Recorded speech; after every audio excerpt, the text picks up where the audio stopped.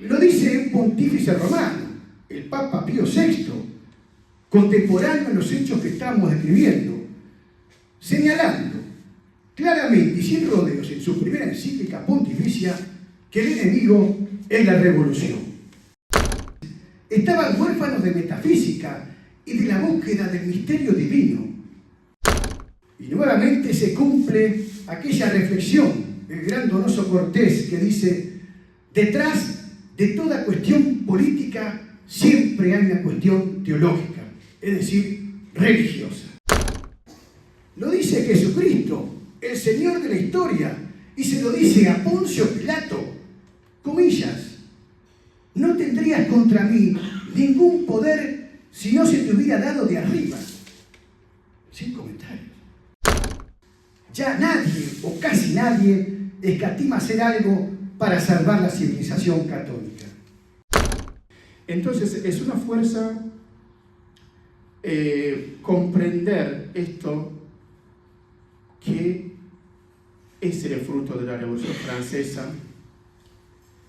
Es difícil, sin aludir a una fuerza sobrenatural a la base, porque por la magnitud de la ferocidad, la furia y el odio desenmesurado de la Revolución Francesa contra la fe y la civilización católica, y todas sus consecuencias nefastas que están causando hoy en nuestro mundo. Con la Agenda 2030 es una agenda que ya tiene previsto que se van a aplicar a nivel mundial, no es solamente en Occidente, esto lo tenemos que resaltar, y viene haciendo pactos. Primero hicieron un pacto en la educación, en mayo de este año intentaron hacer un pacto en el ámbito de la salud para que cada país no pueda gestionar el problema de la salud, de la pandemia, de las epidemias, sino que tiene que depender de la OMS.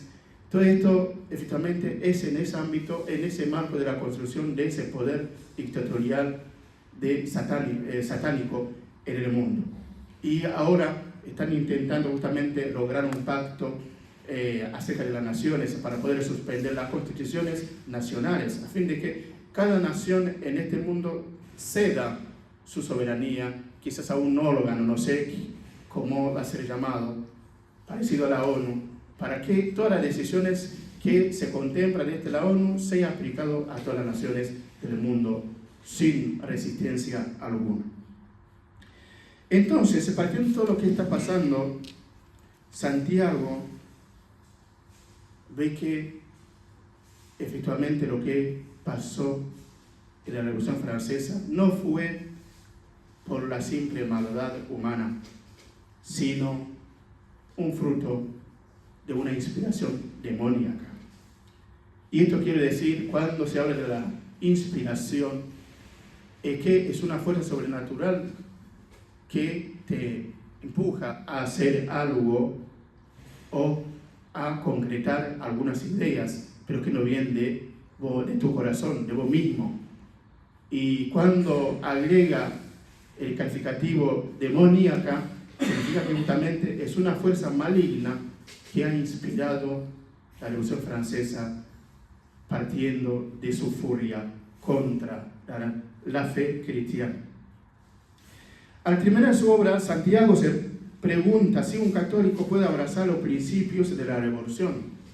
Responde que no, porque son base de sistemas políticos de gobierno que busca suprimir la soberanía y la supremacía de Dios, la religión y la moral católica. Entonces, ¿qué debemos hacer como cristianos católicos? El autor llega a la conclusión de que todos los valores universales se defienden. Por lo tanto, invita a estar de guardia y despiertos en estos tiempos crepusculares, y que también es la invitación de Jesús o de la palabra de Dios en este tiempo de Adviento: permanecer vigilantes, despiertos, porque el enemigo está ahí, está creciendo, está llevando al cumplimiento de sus planes. El autor llega entonces a llamarnos a una lucha espiritual e intelectual que debemos llevar a cabo rezando, hablando, despertando la conciencia de la gente, de nuestros hermanos, escribiendo y enseñando desmascarando también al enemigo. Por ende, exhorta a los católicos a no perder la esperanza ante el avance de la coronación del gobierno satánico en nuestra vista en el mundo entero. De hecho, deja esta exhortación de Jesús que dice: no tengan miedo, he vencido al mundo y a su príncipe. Jamás los poderes del maligno prevalecerán sobre mi iglesia. Este es el mérito de Santiago los pide. ¡Viva Cristo Rey del universo! ¡Viva para siempre! Muchas gracias.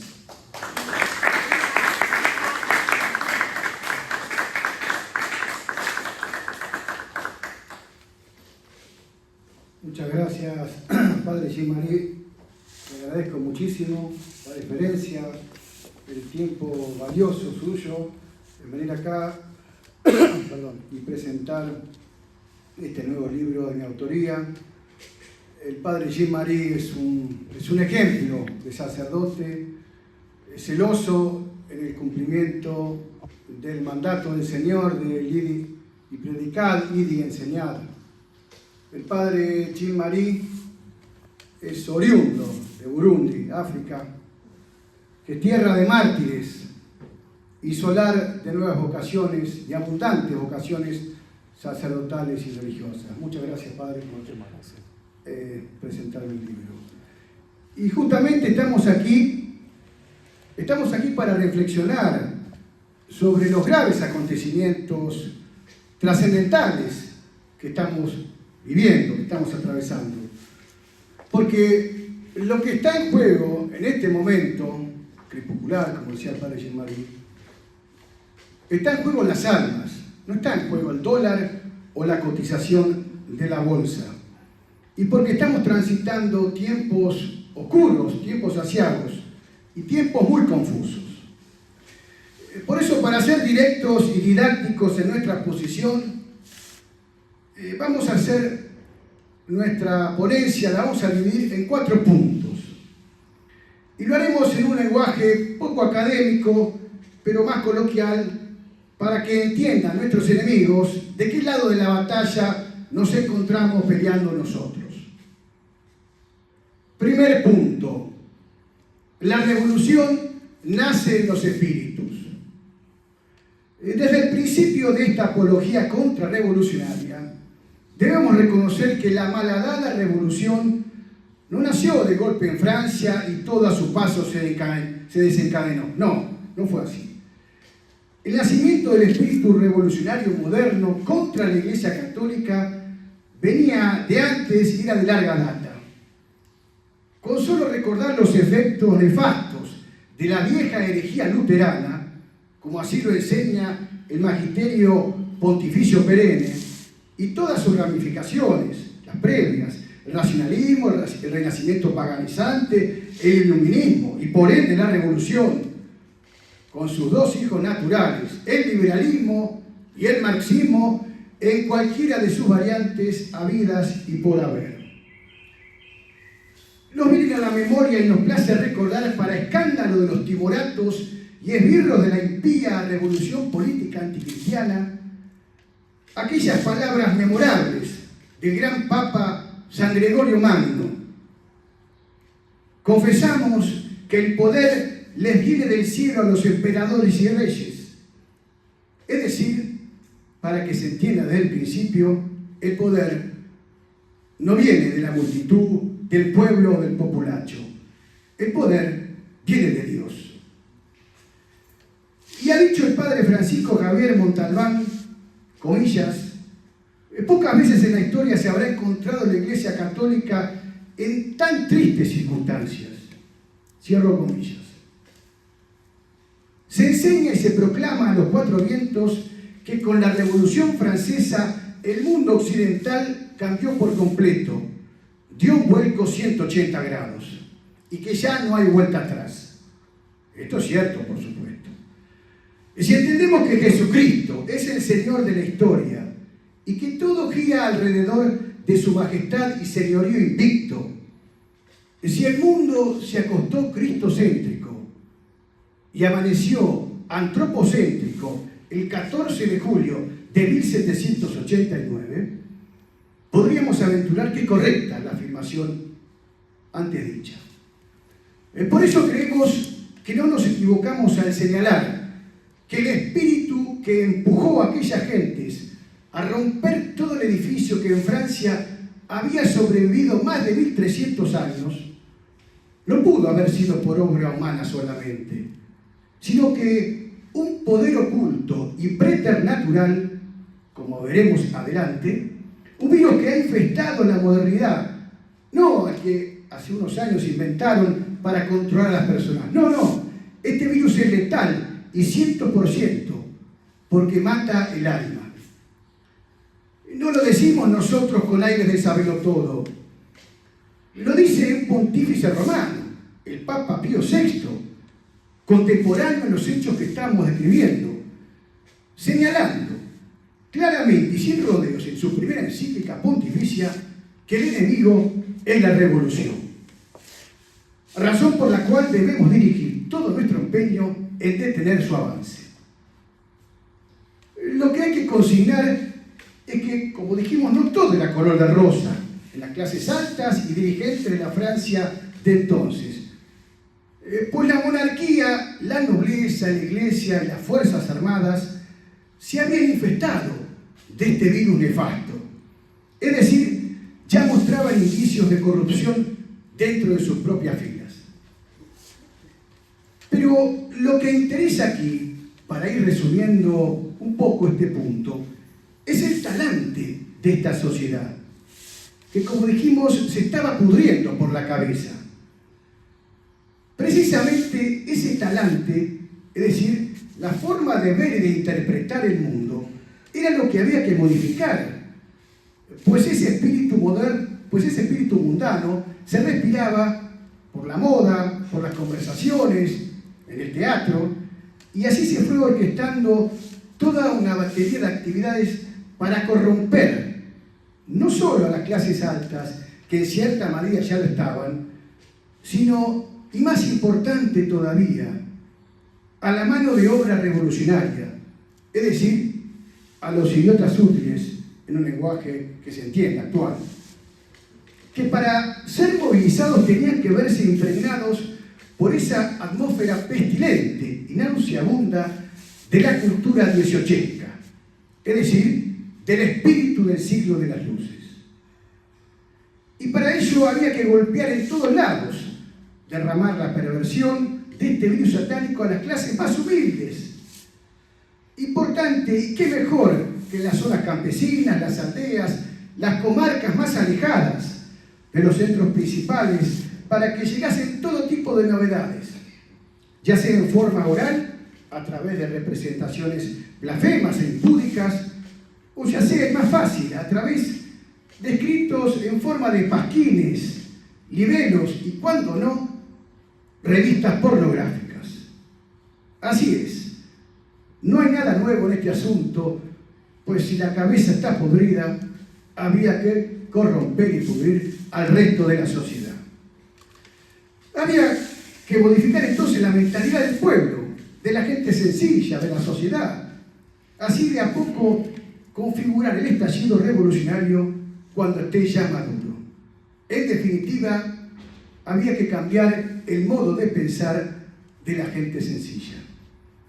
Pero ese es otro cantar que explicaremos un poquito más en el siguiente punto. Segundo punto. Los filósofos del siglo XVIII y toda su anticristiana ideología fueron los grandes culpables de la revolución y de toda la porquería cultural, discúlpesenos el exabrupto, de lo que pestilentemente se respira hoy en día, pergeñado todo esto durante la Revolución Francesa. Y esperábamos llegar hasta aquí, estimados amigos, pues ansiamos desenmascarar a estos doctorcitos de guante blanco y de buenos modales, es decir, de los filósofos de la Ilustración, el Iluminismo o el siglo de las luces, que es igual decir. Estos hombres se creían sabios, pero eran verdaderamente necios.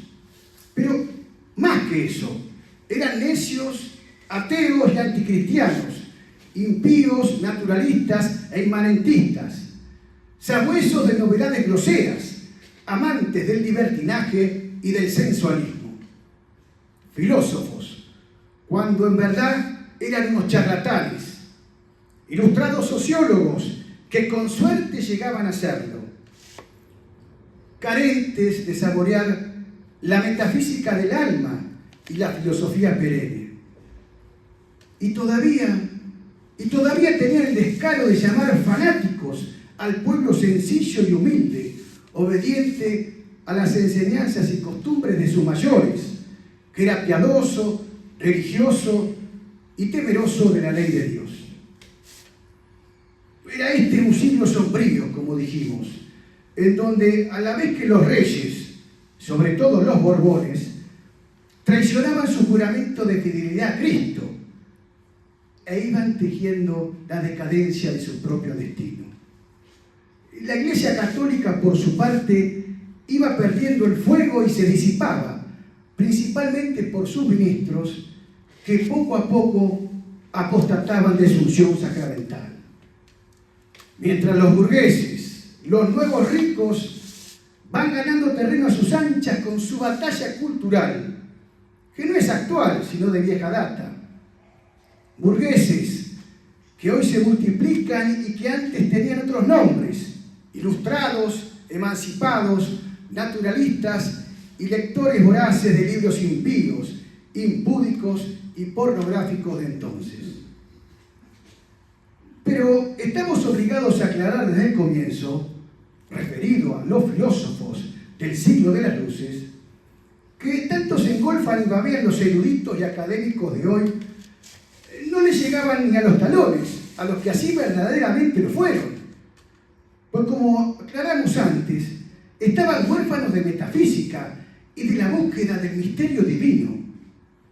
Eran más propensos a las novedades de tira, a la praxis que a la contemplación. Como expresó el gran polígrafo santanderino, todo sistema sin metafísica está condenado a no tener moral, decía Marcelino Menéndez y Pelayo.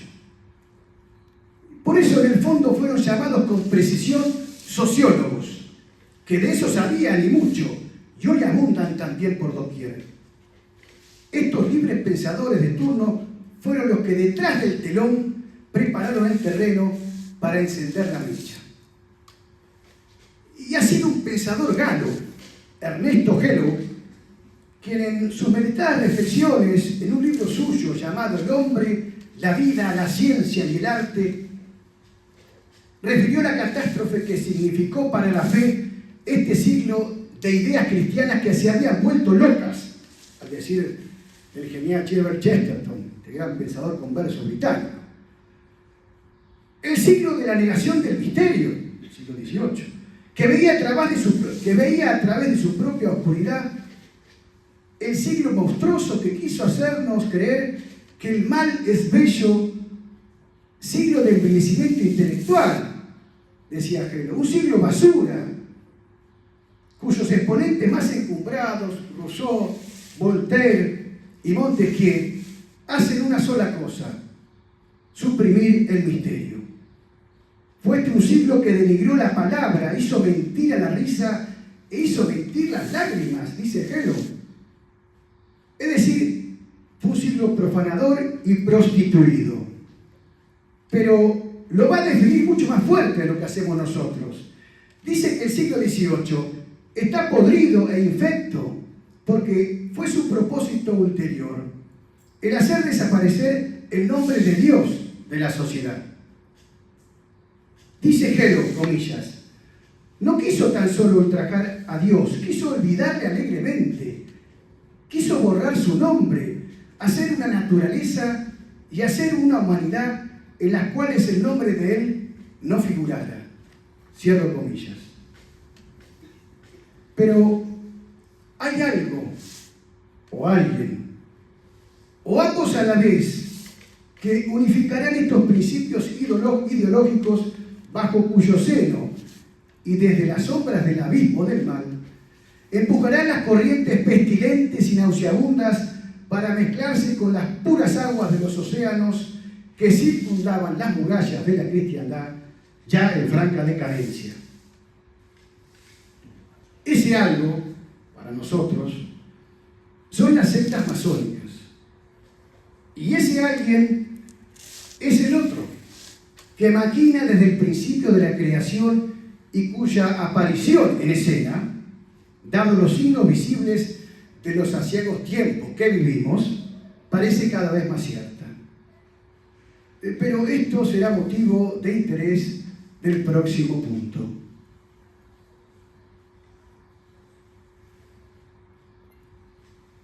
Tercer punto. Las sectas masónicas fraguaron la Revolución Francesa y siguen fraguando desde entonces todas las revoluciones hasta conseguir su propósito final, cuál es el de erradicar el nombre del Dios uno y trino de la faz de la tierra. Monarcas, nobles, clero y fuerzas armadas fueron inoculadas del virus masónico. Si hasta el mismo primo del rey decapitado, que maquinó en las sombras, finalmente el monstruo lo devoró cual hijo de Saturno. Esta secta diabólica terminó siendo la madre que reunió y acogió a los autores que materializaron la Revolución de Julio de 1789. Por lo demás, no es casual, dice el padre Alfredo Sáenz, que los revolucionarios más importantes fueron eminentes masones. Montesquieu, Voltaire, Helvétius, Diderot, Condorcet, Lafayette, Mirabeau, el abad de Segués, el obispo Talleyrand, Robespierre y muchos jefes y oficiales del ejército, dice el padre Sáenz en su encundiosa historia de la Iglesia conocida como Las naves y las tempestades, de recomendada lectura. Quiere decir entonces que las sectas fueron el factor determinante a la hora de preparar el terreno y seleccionar a los hombres más perversos y eminentes que condujeran las operaciones del combate intelectual y material para corromper toda una sociedad. Corrupción de las conciencias y efusión de sangre serán los denominadores comunes que, a la postre, inundarán las calles parisinas y de allí proyectarán el resto de este virus a Europa.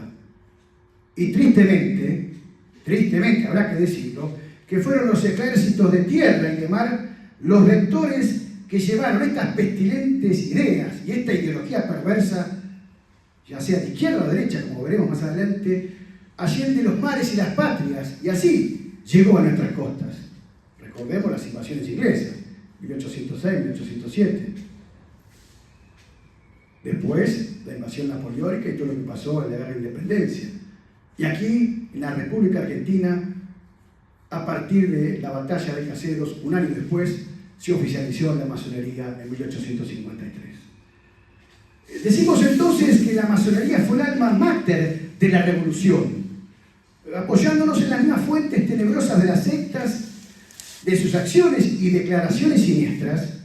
Tal fue el caso de la afirmación que hizo la gran logia simbólica escocesa, que embravecida, enloquecida, después de promulgarse la encíclica Manus Genus, de la que habló el padre Jean-Marie, el gran Papa León XIII, en 1884, de condena abierta nuevamente, no fue la primera, ya venía en 1738 la primera condena, de condena abierta a la masonería.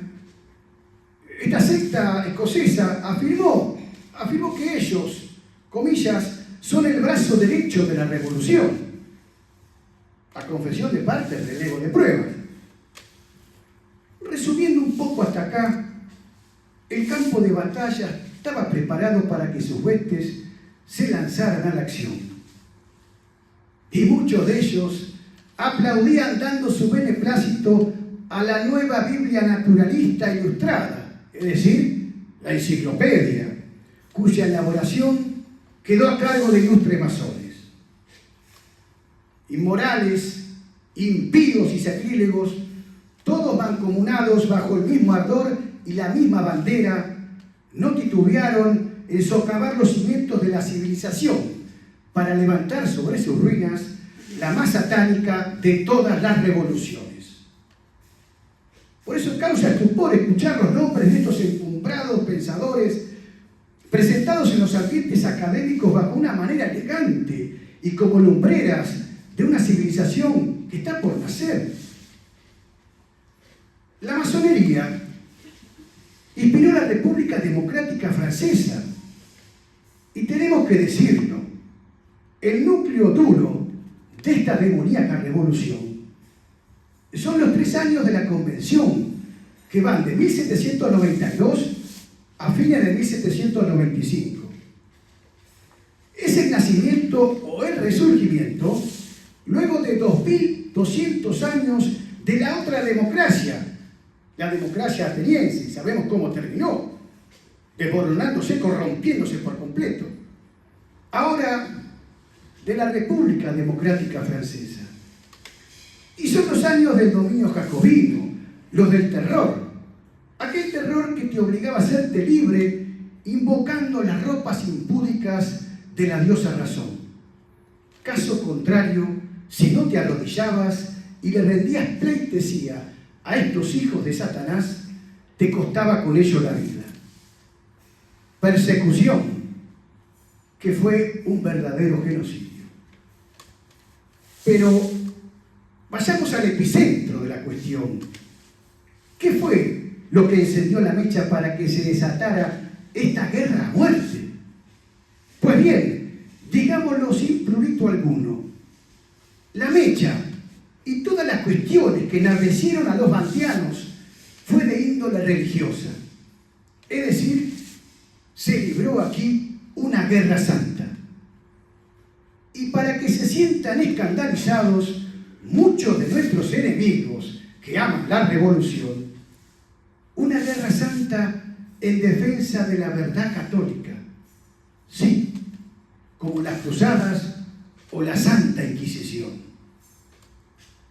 Desde la Constitución Civil del Clero, bofetada alevosa contra la Iglesia, pasando por la persecución y encarcelamiento y muerte de todos los sacerdotes no juramentados, hasta la decapitación del rey y de la reina, se fueron agitando los ánimos en esta región occidental francesa, esta región cristiana, compuesta de labradores y de campesinos, que por el solo hecho de rendirle culto a Dios y no a la diosa por no razón, fueron perseguidos y limpiados, literalmente, por los soldados de las luces y de la ilustración. Repetimos, y es muy importante que se grabe esto a fuego. La causa del levantamiento de todas estas comarcas de la Vendée fue exclusivamente religiosa. De allí que fuera silenciada y ocultada por la historia oficial. Y nuevamente se cumple aquella reflexión del gran Donoso Cortés que dice: detrás de toda cuestión política siempre hay una cuestión teológica, es decir, religiosa. Miles de jóvenes católicos se levantaron en aquellas comarcas vendeanas en que todavía se respiraba el aire puro que habían llevado a cabo, edificando con sus prédicas sacerdotes, religiosos y santos, como San Luis María Guignón de Montfort o el santo cura de Ars. Por eso, como dice la frase, tierra de mártires, semilla de cristianos. ¿Y por qué machacamos tanto con esto? Porque no debemos olvidar que en este momento histórico de la revolución se había proclamado la República, cuyos ideales de libertad, igualdad y fraternidad perduran y brillan hoy más que nunca en la versión de la Quinta República Francesa, orgullosa como nunca, según las palabras de su presidente Emmanuel Macron, luego de la representación teatral blasfema durante la inauguración de los Juegos Olímpicos, como hizo mención el padre Chilmarí, en que una actriz representaba a una decapitada María Antonieta con su cabeza en la mano para remarcar el momento, y todos aplaudían y se reían.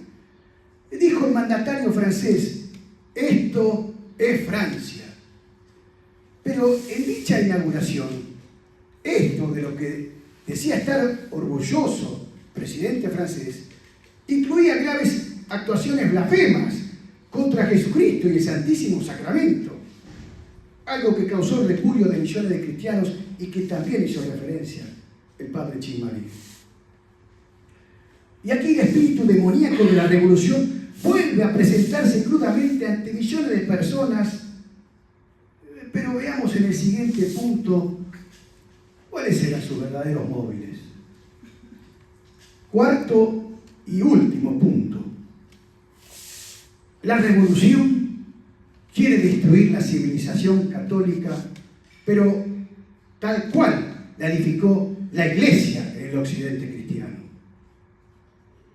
Preste mucho atención el auditorio, porque sin una comprensión sobrenatural de los hechos que estamos describiendo, es imposible entender el devenir histórico, porque justamente, precisamente, el sentido cristiano de la historia pone el foco en Cristo Redentor y no en el humanismo antropocéntrico, imanentista, naturalista o racionalista.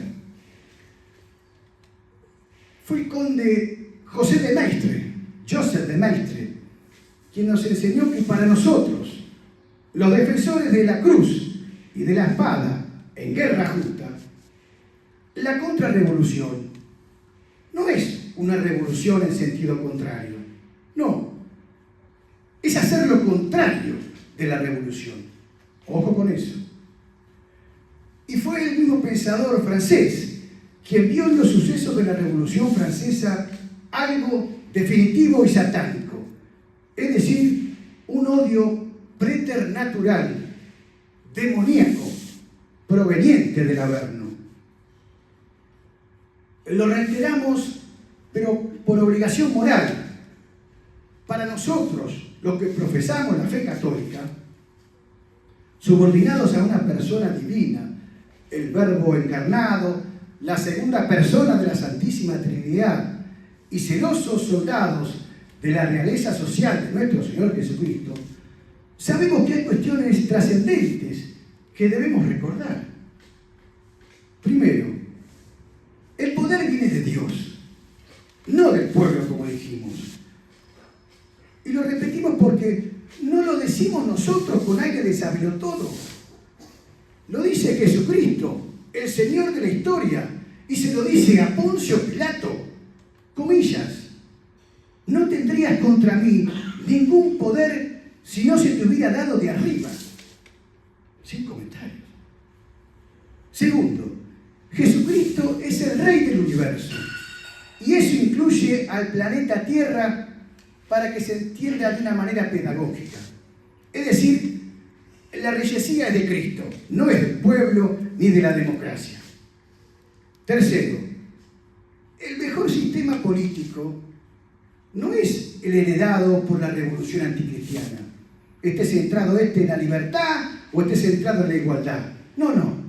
El mejor sistema político es el que reconoce la soberanía de Dios, como también decía el Padre.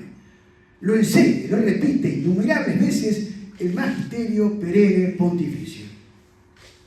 El liberalismo y el marxismo, en cualquiera de sus variantes, están condenadas ambas por la Iglesia Católica.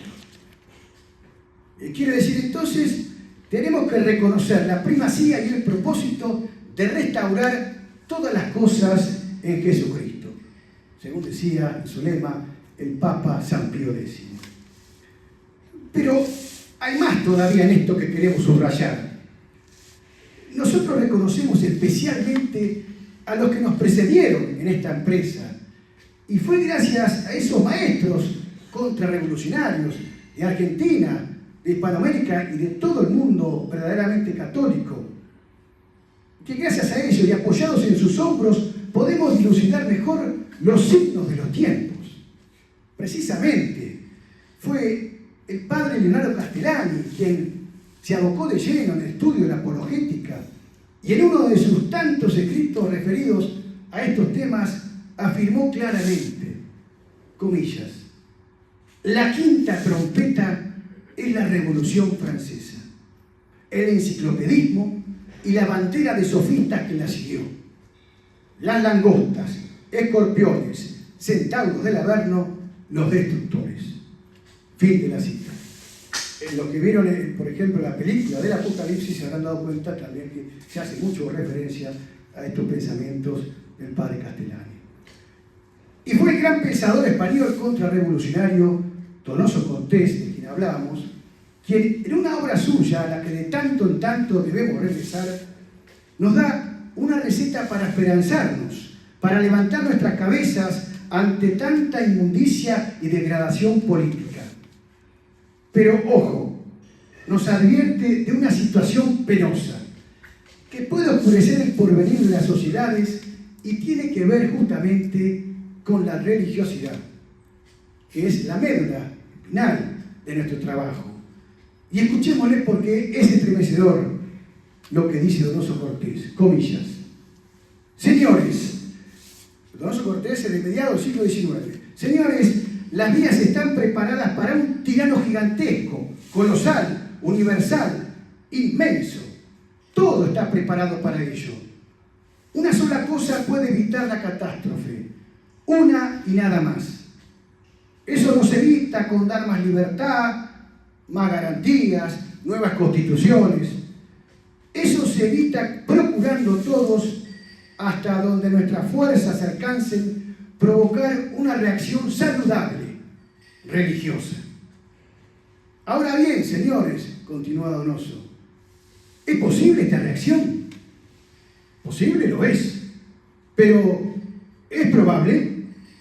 Señores, aquí hablo con la más profunda tristeza. No la creo probable.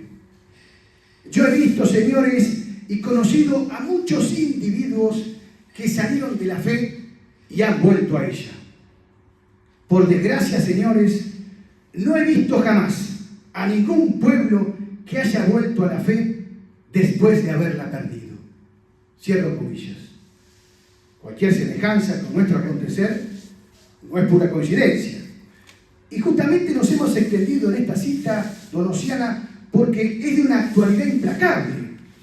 Esta revolución de inspiración demoníaca ha destruido todo a su paso, todo, excepto a la Iglesia Católica, que aún perdura y perdurará como lo ha profetizado su fundador.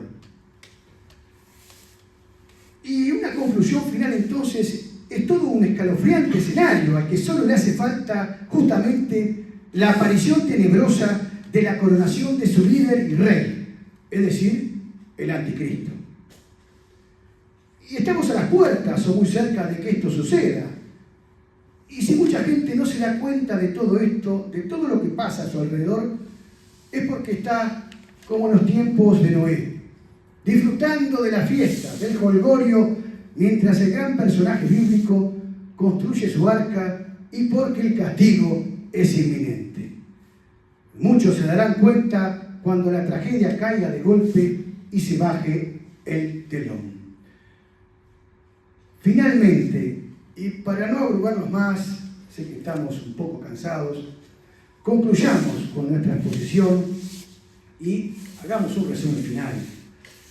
Escribimos esta obra con el solo ánimo de esclarecer algunas cuestiones olvidadas, que más bien fueron ocultadas. Y es por ello que quisimos aclarar un poco el cuadro de situación que atravesamos en este ominoso presente, este real, este momento histórico. Por la apostasía que ya no asombra, por la recurrencia de las deserciones que se producen a diario en nuestras filas. ¿Para qué decirlo? Sí, atravesamos tiempos confusos y llenos de perplejidad. Y casi nadie de los que tendrían que alzar sus voces de protesta intentan siquiera detener las aguas que a torrentes bajan del dique que se ha averiado. No nos alertan que nos estamos ahogando. Ya nadie, o casi nadie, escatima hacer algo para salvar la civilización católica. ¿Es que estamos solos en esta lucha desigual y ciclópea? Vamos a decirlo de una vez, porque ya nos lo alertó San Pablo que nuestra lucha no es contra sangre ni carne, sino contra los espíritus inmundos, es decir, contra todos aquellos que infestan y corrompen la obra de Dios. Concretamente va a decir el apóstol de los gentiles, contra los poderes mundanos de estas tinieblas, contra los espíritus de la maldad.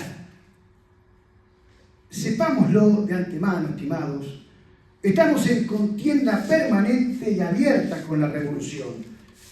Y lo decimos sin ambajes. Somos antimodernos, encendidamente contrarrevolucionarios e inconformistas. Y si nos apuran y nos quieren llamar reaccionarios e integristas, también. ¿Cómo no reaccionar ante tanta porquería y basura, tanta inmoralidad a vida, mientras las masas indefensas no pueden alzar sus voces porque el enemigo arrecia y es de odio la fuerza que lo empuja?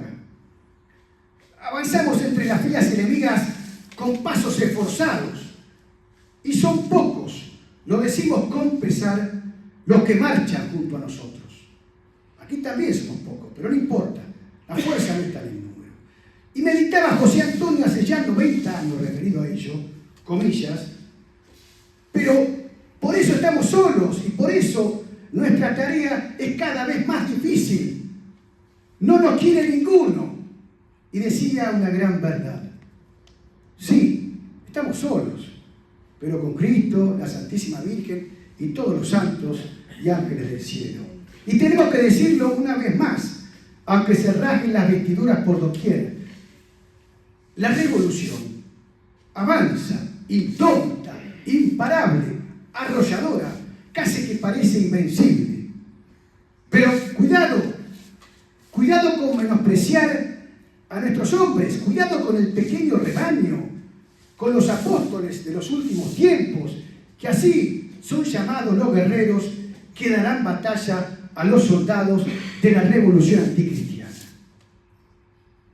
¿De qué lado nos encontramos? ¿Del lado de los partidarios de la revolución o de aquellos que forman parte de la contrarrevolución? La locura irracional campea y se enseñorea en todo el orbe con altivez preternatural, mientras degüella con insolencia a miles de seres humanos inocentes todos los días. Y no hay remordimiento alguno en estos políticos que tienen ensangrentadas sus manos y hasta algunos prelados no titubean en darle la comunión a estas almas podridas. ¿A dónde vamos a llegar así? Leyes impías, pan y circo por doquier, y hasta algunos pastores se dan el lujo, con perdón, de bendecir lo que Cristo no bendice y desaprueban las Sagradas Escrituras. ¿Son estos los frutos de la revolución? Claro que sí, son estos y muchos más. Por eso, desde los tiempos de la revolución y toda su inmunda ideología, nos quieren cambiar y robar la historia. Y como decía Hugo Boss, Gustavo Martínez Zubiría, nos falsifican la historia porque nos quieren robar la patria. Pero no cualquier patria, la patria católica que fundaron los conquistadores y evangelizadores españoles, la patria de San Martín, Belgrano, Saavedra, Güemes y Rosas, entre otros. Hace pocos días conmemoramos los 50 años del asesinato por odio a la fe del maestro Giordano Bruno Genta, un hombre de contemplación que la revolución anticristiana identificó como a uno de sus principales enemigos. Y Genta reflexionaba en su última conferencia, antes de que lo martirizaban, reflexionaba sobre la restauración de la Argentina y decía lo siguiente, y ya terminamos, comillas: ¿cuál es la Argentina que yo quiero? ¿Cuál es la nación que yo quiero? Es una nación como aquella que ya existió, como aquella de 1848, 1849 y 1850, cuando las más poderosas potencias del mundo, Inglaterra y luego Francia, firmaron con Juan Manuel de Rosas los tratados más honrosos de nuestra historia argentina. Comparad, decía Yenta, la riqueza de aquella Argentina tan pobre con la pobreza de esta Argentina tan rica. Cierro comillas. Por eso nosotros queremos esa Argentina altiva, soberana e independiente de todo poder extranjero. No la imitación de la otra Argentina impostada de afuera, la de los traidores Rivadavia, Alvear, Mitre y Sarmiento. Acompáñennos, estimados amigos, en esta cruzada, en marcha, porque Cristo vence, Cristo reina y Cristo impera. Muchas gracias.